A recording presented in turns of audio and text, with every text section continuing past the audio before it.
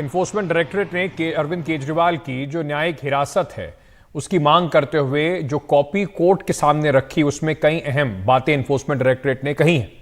इस remand copy में कहा गया है कि केजरीवाल ने पूछताछ में कबूल किया कि विजय नायर, आतिशी और सौरभ भारद्वाज को रिपोर्ट करते थे।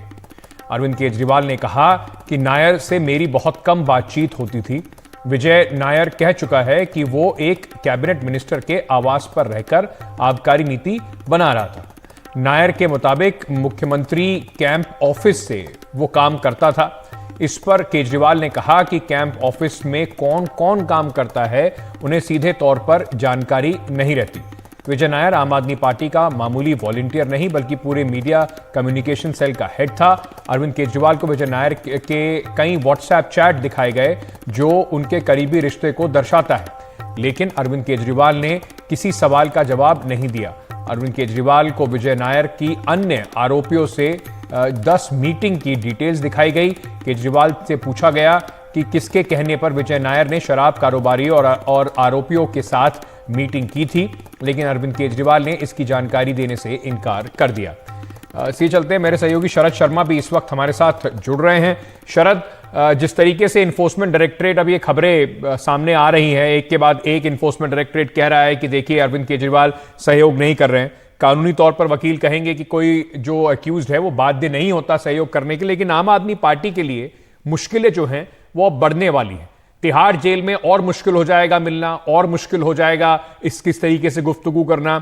और जैसे जैसे हमने देखा है मनीष सिसोदिया और बाकी आम आदमी पार्टी के नेताओं के लिए एक बार अंदर गए तो 1 साल से ऊपर हो चुका है, बाहर आना उनके लिए उतना ही मुश्किल होता जा रहा है।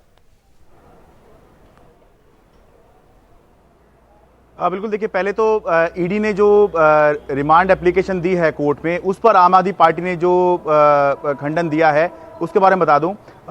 ये ईडी की तरफ से कहा गया कि विजय नायर, अरविंद केजरीवाल ने ये कहा है कि विजय नायर मुझे रिपोर्ट नहीं करता था, आतिशी और सौरभ भारद्वाज को रिपोर्ट करता था।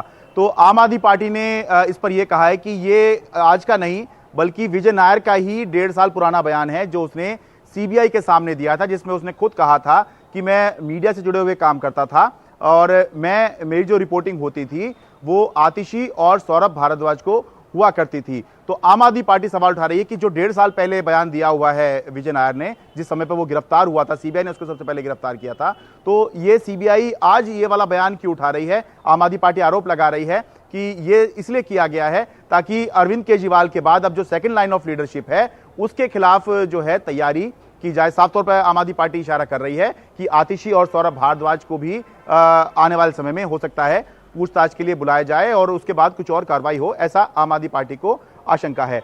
दूसरी बात जो सबसे अहम हो गई है इस समय पर वो ये कि जब ईडी पूछताछ में अरविंद केजरीवाल थे तो उस समय पर अरविंद केजरीवाल से मिलना जुलना आसान हुआ करता था, लेकिन अब जब वो तिहाड़ जेल चले गए हैं तो अब मिलना उतना आसान नहीं है, बातचीत करनी भी उतनी आसान नहीं है। अब अभी तक जब मुलाकात होती थी तो उनसे जो भी मिलने जाता था, उनकी पत्नी जाती थी, उनके पीएस जाया करते थे, तो वो आमने सामने बैठ के बात कर सकते थे और जो ईडी के अधिकारी थे उनको कुछ दूरी पर रहने का निर्देश दिया गया था। लेकिन अब जब कोई अगर जाएगा जेल में तो फिर बीच में जो है लोहे की सलाखें बीच में होती हैं और इतना फ्रीक्वेंटली आप जो है जितना आसानी से आप ईडी ऑफिस में जाके मिल लिया करते थे कस्टडी में, आप नहीं जा सकते हैं। तो अब ये सवाल उठ रहा है कि जो जेल से सरकार चलाने वाली बात आम आदमी पार्टी कर रही थी तो वो आगे किस तरह से चलेगी। अब आम आदमी पार्टी के विधायकों ने यह भी कहना शुरू कर दिया है कि उनको धमकी दी जा रही है कि या तो आप बीजेपी में आ जाइए या फिर जो है दिल्ली के अंदर राष्ट्रपति शासन लगा देंगे। तो